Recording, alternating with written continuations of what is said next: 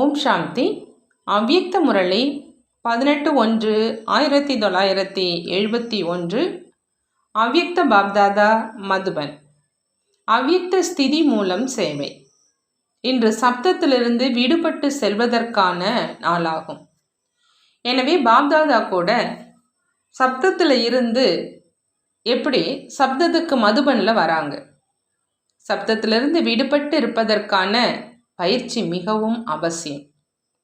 சப்தத்தில் ஆத்மாக்களுக்கு என்ன சேவை செய்கிறீங்களோ அதைவிட அதிகமாக சப்தத்திலிருந்து விடுபட்ட ஸ்திதியில் இருந்து சேவை செய்வதன் மூலம் சேவையினுடைய பிரத்யட்ச பலனை காண்பீங்க. தன்னுடைய அவ்யக்த ஸ்திதினால அந்நிய ஆத்மாக்களுக்கு கூட அவ்யக்த ஸ்திதியின் ஒரு நொடிக்கான அனுபவம் செய்வித்தீர்களே ஆனால் அது பிரத்யட்ச பலன் சொரூபமாக உங்கள் முன்னால் காட்சி தரும்.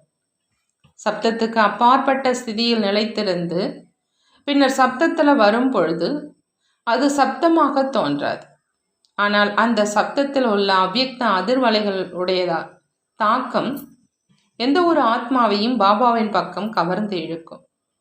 அந்த சப்தத்தை கேட்கும்போது அவங்களுக்கு உங்களுடைய அவ்யக்த ஸ்திதியினுடைய அனுபவம் ஏற்படும். எப்படி இந்த சாக்கார உலகத்தில் சிறு குழந்தைகளுக்கு தாலாட்டு பாடுறாங்களோ அது கூட சப்தமாக இருக்குது. ஆனால் அந்த சப்தமானது சப்தத்திலிருந்து விடுபட்டு செல்வதற்கான சாதனமாக ஆகிவிடுகிறது. அதே போன்ற அவ்யக்த ஸ்திதியில் நிலைத்திருந்து சப்தத்தில் வாங்க. அப்போ சப்தத்திலிருந்து விடுபட்ட ஸ்திதிக்கான அனுபவத்தை செய்விக்க முடியும். ஒரு நொடிக்கான அவ்யக்த ஸ்திதியின் அனுபவம் ஆத்மாவை அழியாத சம்பந்தத்தில் இணைத்து விடுகிறது. இந்த மாதிரியான பிரிக்க முடியாத சம்பந்தம் ஒன்றாக இணைந்துட்டால் மாயா கூட அந்த அனுபவசாலி ஆத்மாவை அசைக்க முடியாது. வெறும் சப்தத்தினால பிரபாவிக்கப்பட்ட ஆத்மாக்கள் பலவித சப்தங்களை கேட்பதனால் வருவதும் போவதுமாக இருக்கிறாங்க. ஆனால் அவ்யக்த ஸ்திதியில் நிலைத்திருந்து வெளிப்படுத்தும் சப்தம் மூலம் அனுபவம் பெறும் ஆத்மாக்கள் வந்து போவதிலிருந்து விடுபட்டு இருப்பாங்க. இந்த மாதிரியான ஆத்மாக்கள் மீது எந்த விதமான பிரபாவமும் ஏற்பட முடியாது.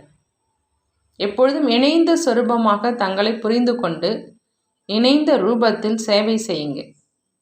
அதாவது அவ்யக்த ஸ்திதியில் இருந்து பிறகு சப்தத்தில் வாங்க. இவை இரண்டினுடைய இணைந்த ரூபத்தின் சேவை வாரிசுகளை உருவாக்கும். வெறும் சப்தத்தின் மூலம் சேவை செய்வதனால பிரஜைகள் உருவாகி கொண்டிருக்கிறாங்க. இப்பொழுது சேவையில் புதுமையை கொண்டு வாங்க. இந்த விதமான சேவை செய்வதற்கான சாதனம் எது? எந்த நேரத்தில் சேவை செய்கிறீங்களோ அந்த நேரத்தில் சிந்தனை ஏற்படுது. ஆனால் நினைவினுடைய ஈடுபாடு சிந்தனையினுடைய ஸ்திதியை விட குறைவாக இருக்குது. வேறு பக்கமாக கவனம் அதிகமாக ஏற்படுது. தனது அவ்யக்த ஸ்திதியின் பக்கம் கவனம் குறைவாக இருக்குது.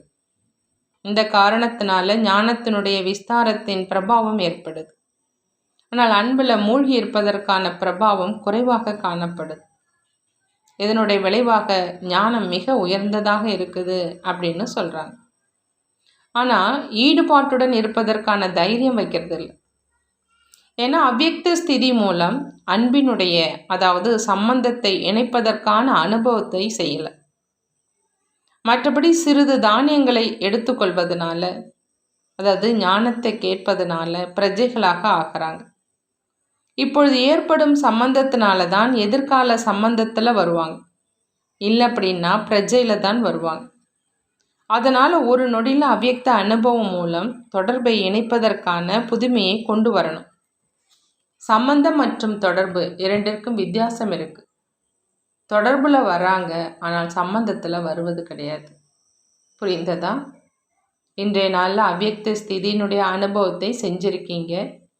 இந்த அனுபவத்தை எப்பொழுதுமே நிலையாக வச்சுக்கிட்டா மற்றவங்களுக்கும் அனுபவம் செய்விக்க முடியும்.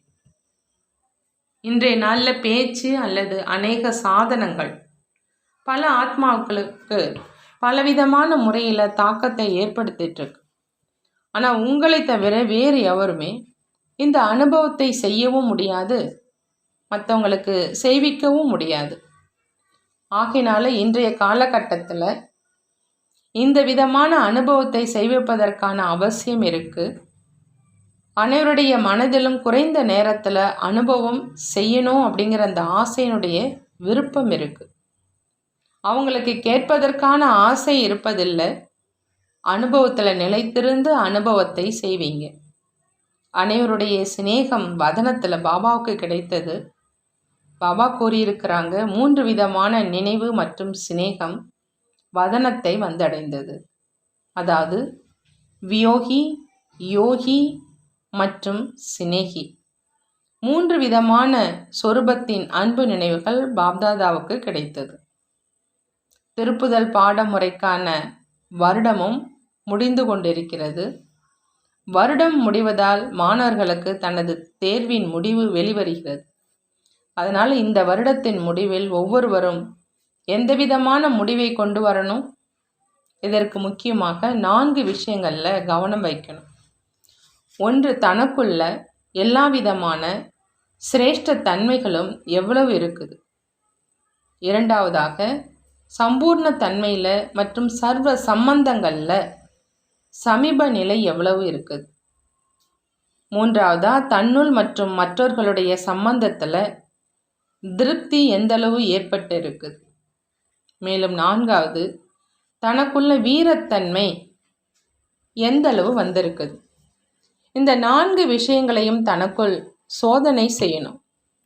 இன்றைய தினம் தனது முடிவினுடைய சோதனையை செய்வதற்கான கடமையை முதல்ல நிறைவேற்றுங்க. இன்றைய நாள் வெறும் நினைவு நாளாக கொண்டாடுவது மட்டுமல்லாமல் இன்றைய நாளை சக்தியை அதிகரிப்பதற்கான நாளாக கொண்டாடணும்.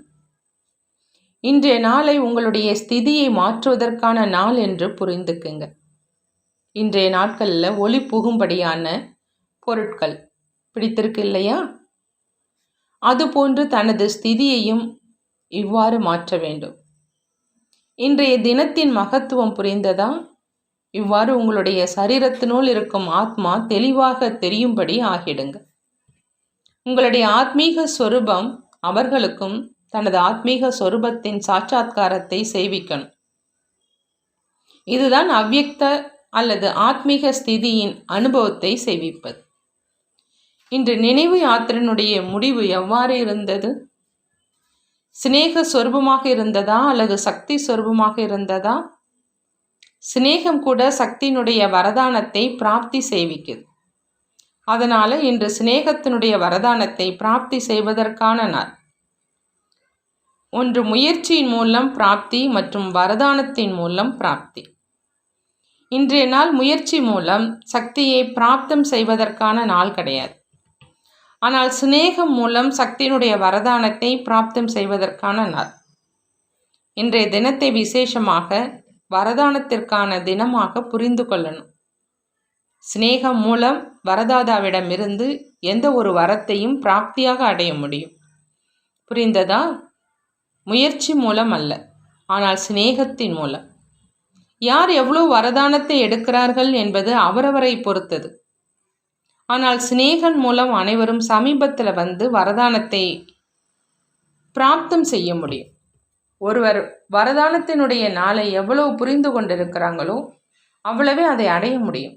புரிந்து கொண்டவர்களுக்கு விந்தை ஏற்படுது. இன்றைய வரதான நாளில் யார் எவ்வளவு அனுபவம் செய்கிறாங்களோ அவங்க அந்த அளவுக்கு வரதானத்தை பிராப்தமாக அடைகிறாங்க.